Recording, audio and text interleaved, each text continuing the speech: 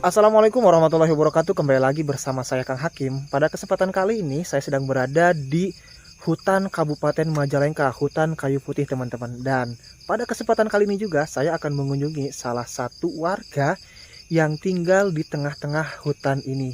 Dan beliau pernah mengikuti pesugihan tuyul, pesugihan yang lainnya, namun tidak tercapai atau tidak berhasil. Jadi beliau istilahnya hidup sengsara dan tinggal di tengah hutan tanpa ada penerangan listrik sedikit pun.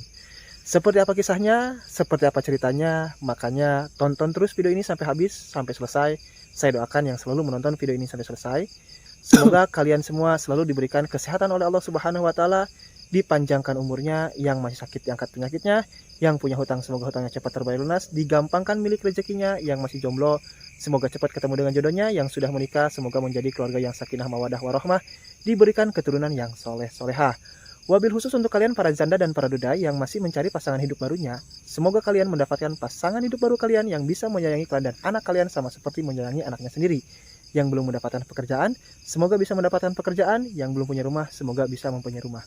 Dan semoga kita bisa mengambil hikmah dari video ini untuk kita menjadi kaya itu dengan bekerja keras, dengan berusaha, bukan dengan cara instan.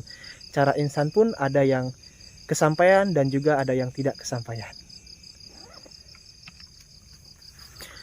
Nah, ini suasana hutan kayu putih teman-teman.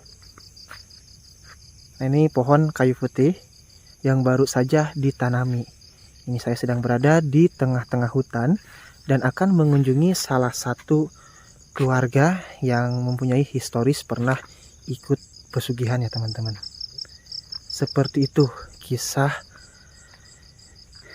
beliau yang saya dapatkan informasinya ya teman-teman.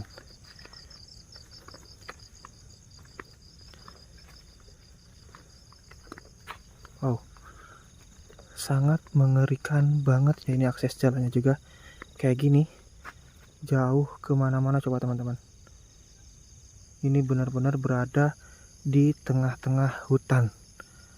Kalau untung ini pohon kayu putihnya baru saja ditanami ya teman-teman, jadi kita tidak terlalu mengerikan banget. Coba kalau misalkan pohon kayu putih ini udah tumbuh besar atau tumbuh tinggi ya, wow, pasti bakal menakutkan sekali nih teman-teman. Oke, kita mencoba lewat jalan ini aja deh, soalnya kalau yang bawah basah banget nih teman-teman.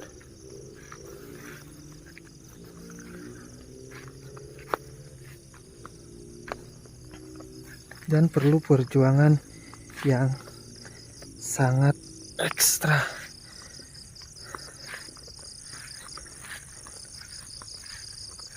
Ini sambil membaca sholawat di dalam hati loh.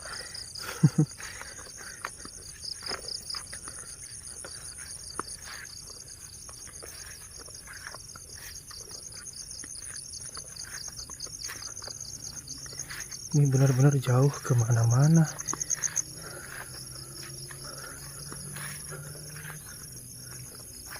Dan aksesnya pun seperti ini.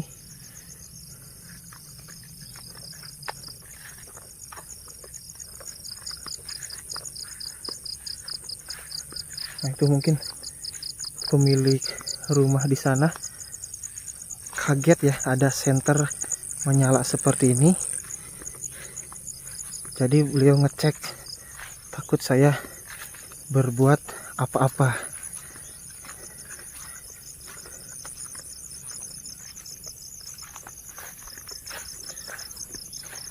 Ya maklum lah, karena mungkin jarang banget datang orang ke sini. Tiba-tiba ini ada senter lagi menuju rumahnya nih. Itu rumahnya tuh, yang rumah yang akan kita tuju.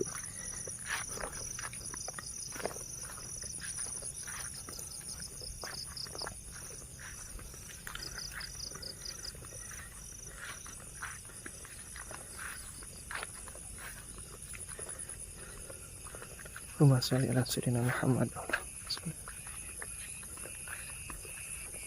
Nah, ini rumah ini, teman-teman. Tanpa ada penerangan listrik sedikit pun. Ini benar-benar rumah terpencil, jauh kemana-mana. Assalamualaikum. Wah, alhamdulillah tuh si bapaknya ada. Kondisi rumahnya jauh kemana-mana, teman-teman. Ini spot area hutan kayu putihnya nih. Wow, mengerikan banget. Nah, jadi yang kita akan tuju ini adalah Bapak Ujang. Assalamualaikum Pak Ujang.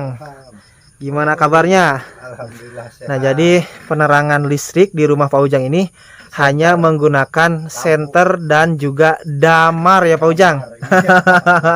Ini real berada di hutan belantara, hutan kayu putih yang sangat terkenal angker. Ya Pak Ujang. Iya. Nah, kita berkesempatan silaturahmi ke Pak Ujang. Pengen ngobrol-ngobrol karena Pak Ujang punya cerita apa pernah ikut pesugihan ya Pak Ujang. Nah, ini seru menarik nih pesugihan tuyul karena kalau kita ikut pesugihan tuyul mau tuyul yang kecil atau yang tuyul yang besar ada resikonya katanya Pak Ujang ya. Nah, boleh ngobrol nih Pak Ujang? Boleh. Oke.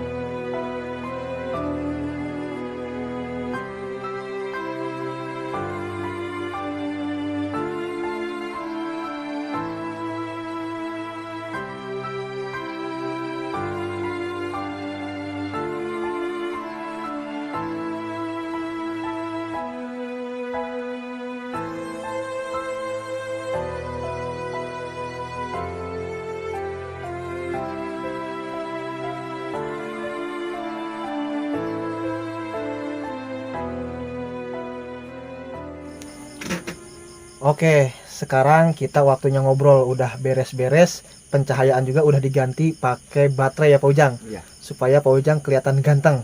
Kalau tadi mah pakai cempor, jadi nantinya hitam mukanya. Udah wawancara kayak gini hitam kena apa asapnya ya.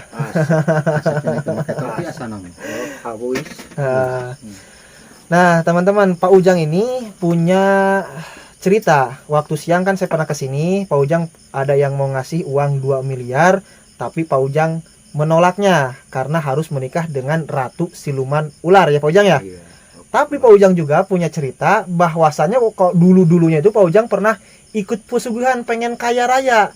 Tapi setelah ada yang mau ngasih uang 2 miliar dari Siluman Ular, kenapa Pak Ujang malah menolak gitu ya? Anggar pakai resiko. Resiko ya Pak ya. Pak Ujang bisa diceritain dulu sebelum kita mengarah ke Siluman Ular, cerita Pak Ujang tentang ikut pesugihan tuyul. Kalau siluman ular sekarang jangan dulu dibahas. Mm. Soalnya saya malam itu dimarahin. Oh. Marah. Gimana tuh Pak Ujang? Kalau jadi ntar saya kapan kesini saya mau nyuguh dulu apa minta kopi apa, tapi sayanya harus nginep dulu di situ. Marah sama saya itu. Itu yakin marah. Jadi kita Datang. waktu siang sama emas tuh. Oh. Hampir emas kok. Oh. Dicari jangan. Itu Oke. saudara saya. Siap. Kalau mau ada apa-apa sama saya aja. Oke, siap. Jangan sembarangan. Saya sampai dipoto-foto aja. Ya, emang lagi ada sih. Waktu siang Sekarang tuh. juga ada. Oke, ya udah, tapi asal Ya jangan udah, diikutin. jangan. Jangan sampai. Jadi kita cerita itu aja tuh Itu berarti aja. pengalaman Jadi, Pak Ujang yang pernah mau pengalaman ikut saya pesugihan. pribadi waktu saya pengen dari Bogor, belum di sini tuh. Belum di sini saya. Belum kawin sama orang sini. Cuman saya dikarenakan di Bogor itu kan gila harta semua kan, tadi udah cerita gila harta lah. Yang namanya juga di kota besar. Iya, kota besar. Pengen mobil ini, jadi pengen. Jadi ceritanya itu bungkus cai. Ceritanya saya kan profesi saya kerja supir. Supir apa Pak Ujang? Supir truk, supir bis, supir apa aja. Tadinya kan saya supir. sampai punya, terus supir. Jadi kenek saya jadi supir, terus kehidupannya mewah waktu itu. Kenapa tuh? Mewah, saya kan bingung, Tanda tanya ya. tanda tanya. Sampai 7 kali saya ke rumahnya nggak terbuka. Sampai saya pura-pura nganggur, dia punya angkot, saya bawa angkotnya di kampung Bogor itu. 02 Cicurug Bogor, angkotnya mereknya Monster. Habis gitu saya sampai nginap, kan dia jarang tidur malam itu. Satu malam saya nginap, tidak terbuka. Kedua kalinya baru terbuka tengah malam sama saya. Gimana tuh?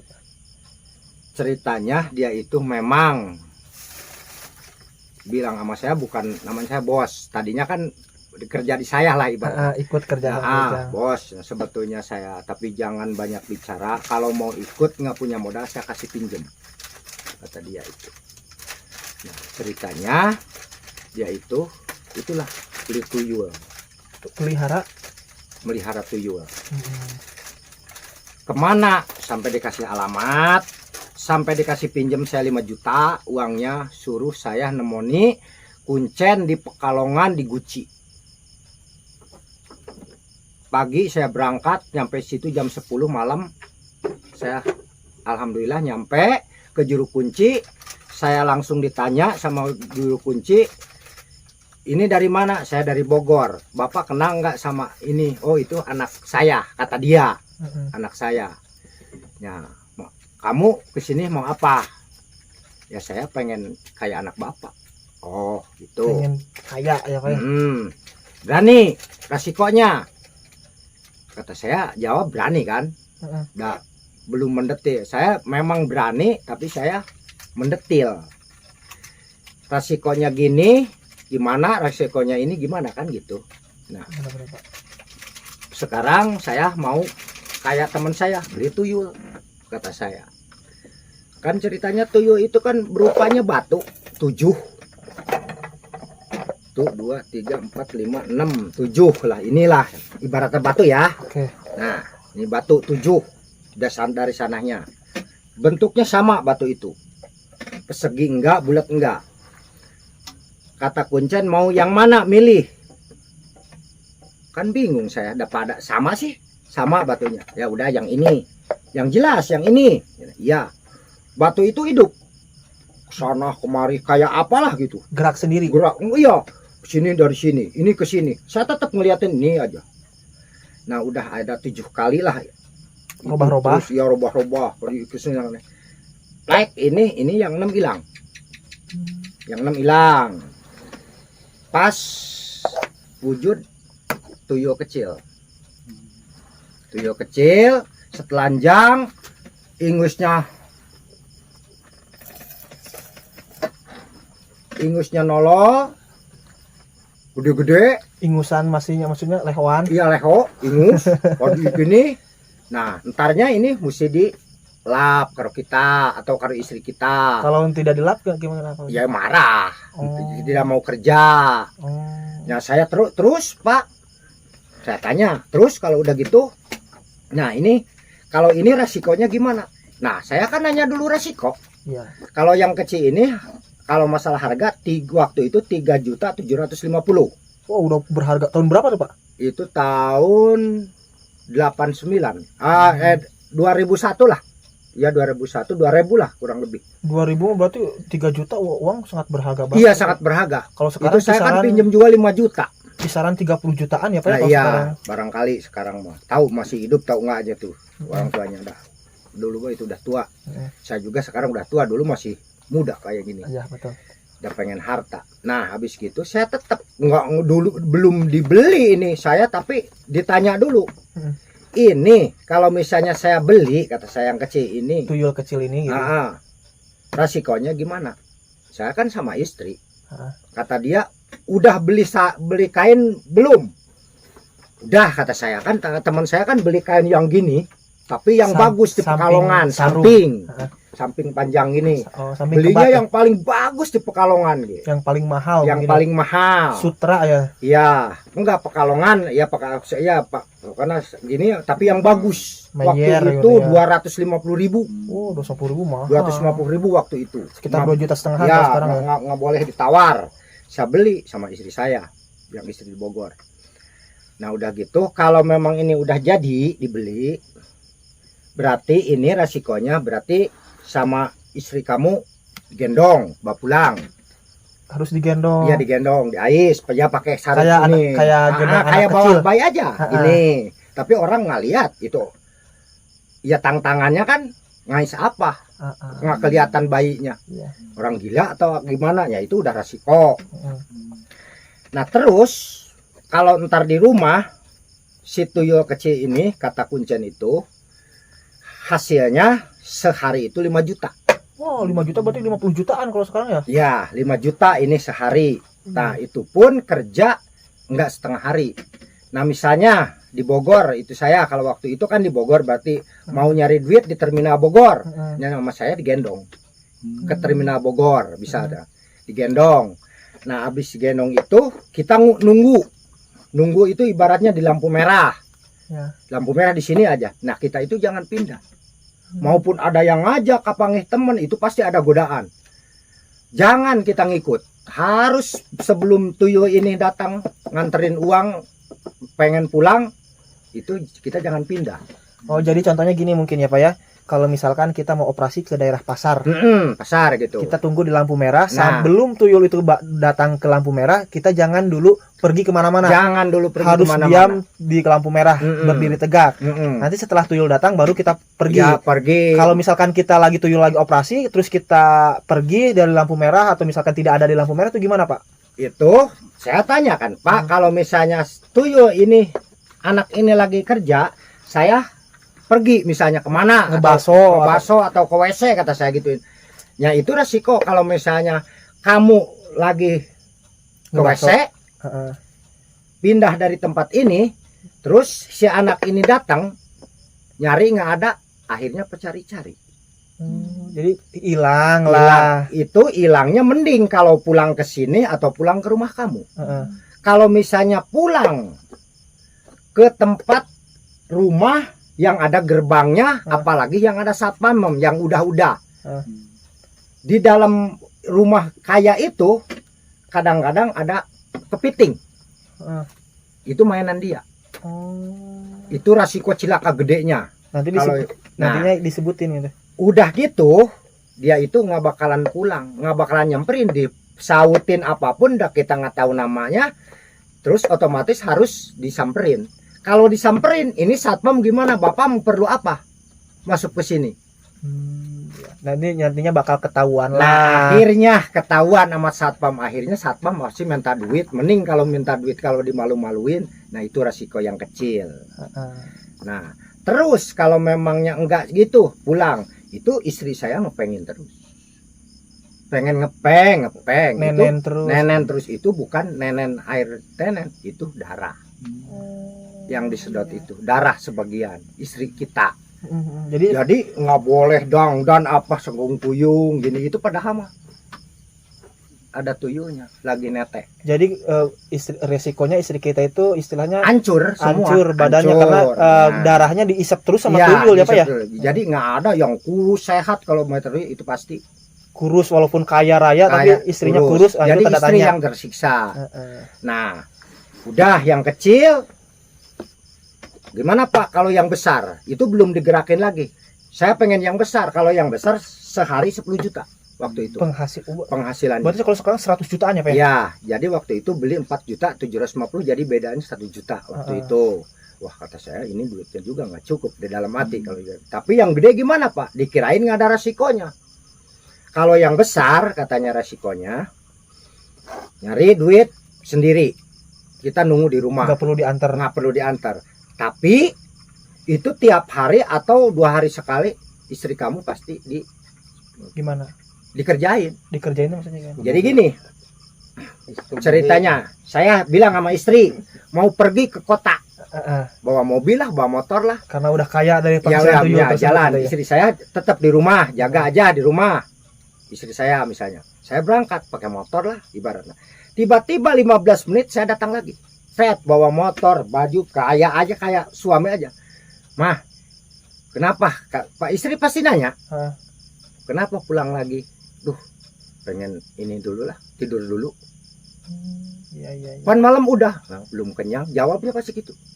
Oh, Situ belum kenyang. Padahal bukan suami mah udah berangkat bener ke kota. Itu yang datang lagi itu menyerupain itu tuyul. Tuyul yang menyerupai Yang kita. besar. Itulah makanya semua dari istri yang hancur. Kalau beli tuyul. Nah akhirnya saya sampai dimarahin sama Kuncen.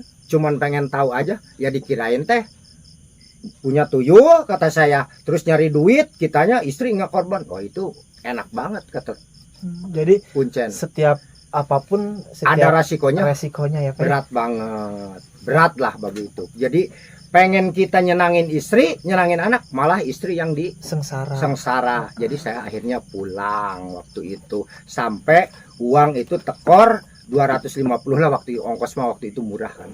250 sama beli samping mah ikian mah duit uang saya.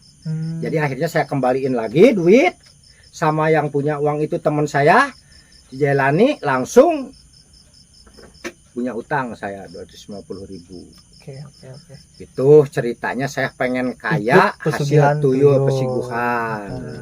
Itulah adanya itu di Pekalongan di Guci. Kalau rumahnya saya sekarang masih ingat tapi orangnya tahu masih ada tahu enggaknya. Itu mah nggak usah disebutin ya Pak. Karena itu mah privasi, ini mah kita mah sekedar cerita doang. Itu saya pengen kaya orang. Oh gening bener kaya itu berat resikonya. Berat. Itu cerita saya pengen kaya. Lihat teman saya pengen miara tuyul teh kayak gitu resikonya. Nah Pak, kan ini cerita tuyul ya. Bapak mau ikut pesugihan tuyul. Iya. Kalau pesugihan yang lain resikonya kayak gimana sih Pak?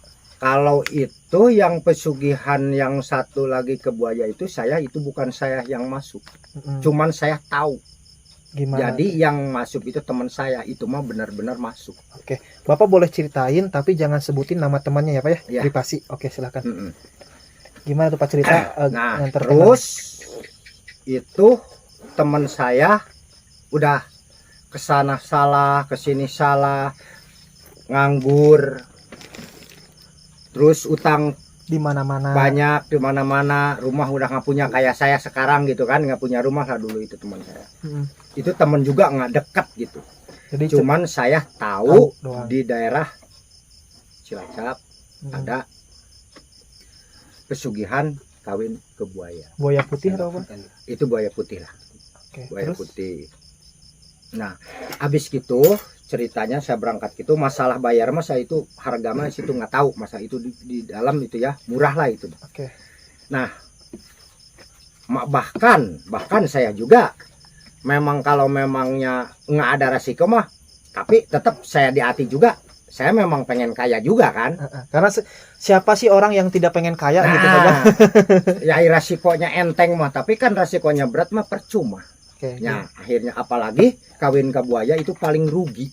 Gimana tuh? Jadi gini, kita ke sana tetap sama istri. Itu teman saya juga sama istri. Nah, habis gitu datang ke Kuncen, masuk ke dalam guanya itu berapa puluh meter ke dalam, senter gini juga yang dulu mah kan nggak pakai setrum ya, pakai baterai, pakai apa batu. Batu 7 itu nggak nembus ke lubang gua itu. Saking gelapnya. Nah, nembus itu orang tua itu bawa cempor yang pakai bambu. Jadi kelihatan. Itu siang masuknya. Taulah kedalamannya tadi lupa tuh. Pas masuk ke dalam, saya ngikut sampai tanya Kuncen. Udah sasaji udah bawa kan? Di dalam itu gua itu ke sana kemari banyak lah gua itu di Cilacap itu. Habis itu dalam ditanya sama Kuncen, sampai 7 kali nanya itu sama teman saya itu. Benar mau kaya kamu, mau diem di sini, tetap aja dia mau. Sampai juru kunci itu, ini bahaya entarnya. Udah Pak, yang penting saya kaya, istri saya kaya. saya kaya, katanya enak. Oh ya udah, istrinya ditanya gitu juga. Nah habis gitu teman saya langsung suruh menghadapi suguhan itu, suguhan sesajian itu. Terus tungguin aja di sini, biarin jangan baca-baca sampai ngeliatin, terus ntar juga ada katanya yang datang, kata kuncen. Nah habis gitu istrinya dipanggil, udah ada 15 menit lah, istrinya dipanggil sama kuncen itu. Bu sini ibaratnya. Jadi nyamperin ke guha yang lain, ke gang. Nah habis itu saya pun dicolek sama kuncen. Sama kuncen dicolek, saya langsung ikut. Padahal ternyata si istri itu ruginya, makanya kawin ke buaya itu tadinya suaminya masih yang harapin di situ, kok sekarang udah ada di sini, kata saya. Aneh saya juga pertama mah. Pertama, udah ibu mau pulang aja sama suami, udah pulang, udah beres katanya. Suami ibu nih pulang. Ternyata saya nanya, sampai kan saya mau ngikut pulang, sampai diam di situ dikunci sampai 5 hari. Jadi yang pulang itu ke kampung dia itu buaya, Siluman buaya. siluman buaya. Jadi si suaminya menikah di sana sama buaya Di kerajaan. di kerajaan itu, di guha itu. Bahkan saya pun ngikut ngeliatin nikahnya.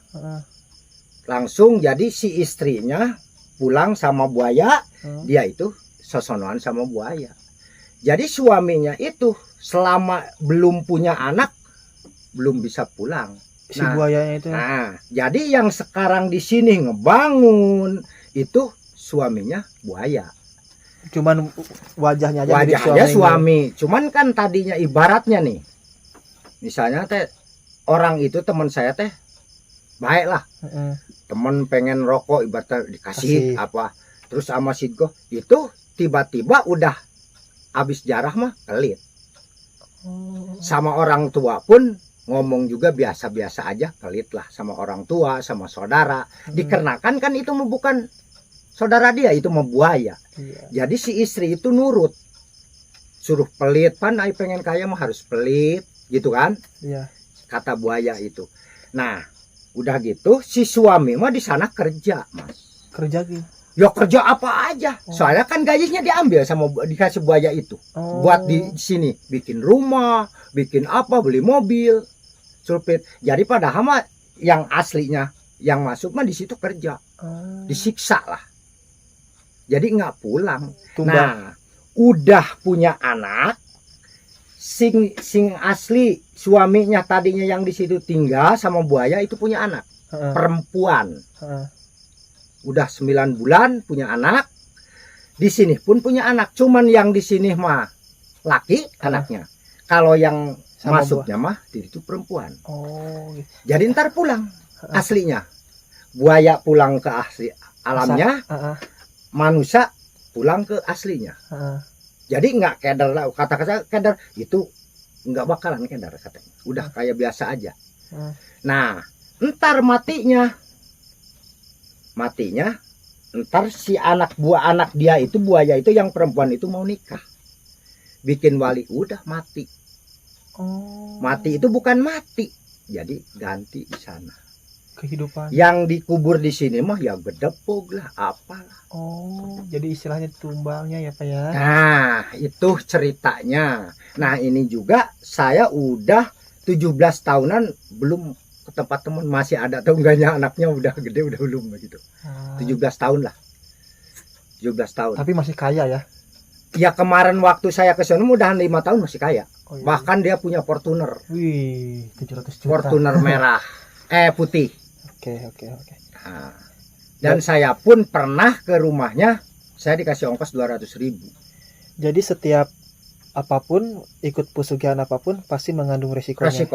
Resikonya berarti yang istilahnya yang kita tumbalkan itu, orang tersebut itu tidak meninggal, cuman dibawa ke alam gaib. Di alam gaib ditukar. Yang kita ikut pesugihan, kalau kita ikut pesugihan monyet berarti dibawa ke alamnya monyet. Iya monyet. Kita pesugihan buaya dibawa ke alam buaya. Apapun. ular apapun, dan yang paling gampang mah ular, buaya gitu tuyul. Ibaratnya gampang. Pak, maaf nih Pak ya, Hmm. menyinggung dikit dulu. Bapak kan pengen banget nih jadi orang kaya, Mm-mm. sampai mau terjerumus ke ikut dunia pesugihan. Nah, Kemarin boleh nggak Pak? Iya, siap. Ada yang mau ngasih uang 2 karung atau 2 miliar, kenapa Bapak tolak? Itu dikarenakan ya itulah resiko. Dulu mah kan ya dulu juga memang pengen, cuman dikirain itu belum bapak itu nggak ada resiko. Oh, jadi kayak mendadak aja ya. Iya, dikirain teh resikonya ibaratnya diri sendiri entarnya punya pulang gitu. Ternyata merugikan orang semua. Jadi Jadi Bapak percuma. Jadi istilahnya Bapak mah hanya terjerumusnya belum pernah kalau ikut pesugihan mah, cuman mau coba pesugihan, tahu resikonya jadi Bapak mundur. Ya mundur. Jadi saya Bagus itu banget. mendetil, jadi dibilang malah kuncen ada yang bilang rewel, saya dimarahin, tapi saya tetap nggak pulang, nginep. Sampai pulang habis ongkos saya kasih, akhirnya ngasih ongkos, saya pengen pulang. Jadi saya pengen, ibaratnya kalau nasi mah sampai mana sih matangnya ini nasi. Oke. Good.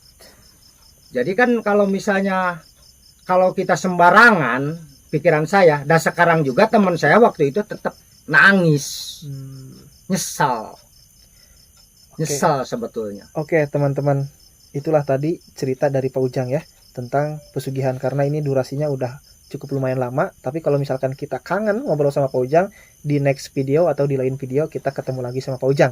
Ya. Pak Ujang. Ya, Pak Ujang, terima kasih atas waktunya. Sama-sama. Telah menceritakan pengalaman hidup Pak Ujang Pengalaman pribadi. hidup saya Walaupun pengalaman hidup yang bisa dikatakan pahit ya Pak ya. Pahit. Oh, kalau saya benar-benar dari Bogor ke sini saya belum pernah senang, baru sekarang aja. Tani maupun di hutan ini saya senang. Oke, siap. Makasih Pak Ujang. Semoga Pak Ujang selalu diberikan keberkahan. Amin.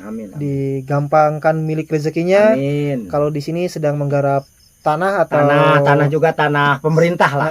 Daripada kita nyari yang gituan, daripada kita jalan yang salah, mendingan inilah halal. Oke, betul. Maupun tempat pemerintah udah hak milik, ibaratnya bisa digarap.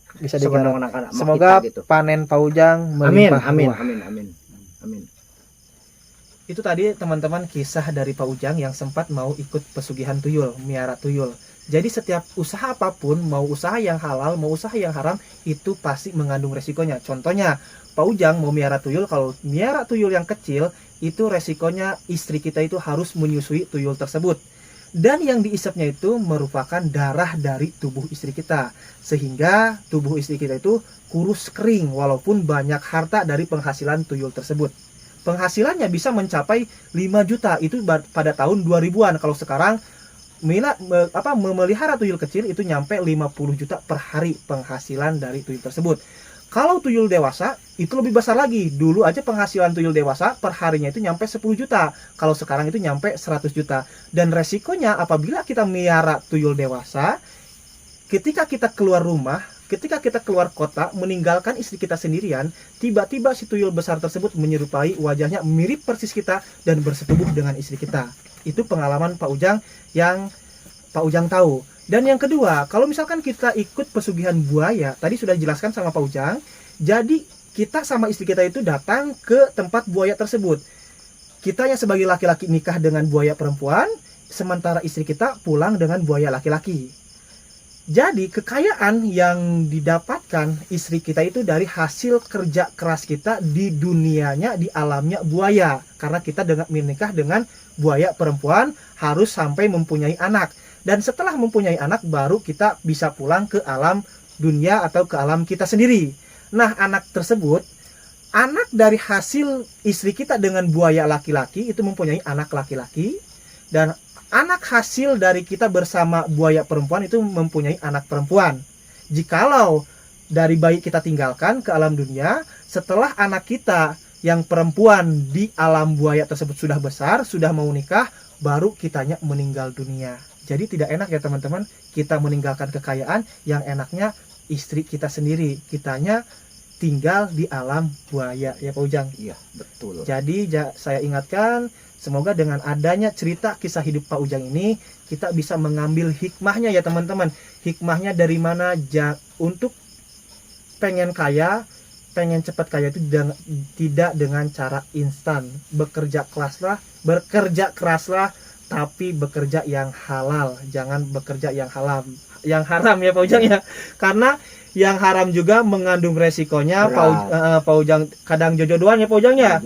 Pak Ujang juga istilahnya kesana kemari pengen ikut pesugihan, tapi ya namanya nggak kejodoh, nggak kecapaian, ya seperti inilah kehidupan Pak Ujang. Oke. Sekian saja untuk video kali ini. Saya Kang Hakim pamit undur diri. Terima kasih Pak Ujang atas waktunya. Sampai ketemu di video selanjutnya. Wassalamualaikum warahmatullahi wabarakatuh.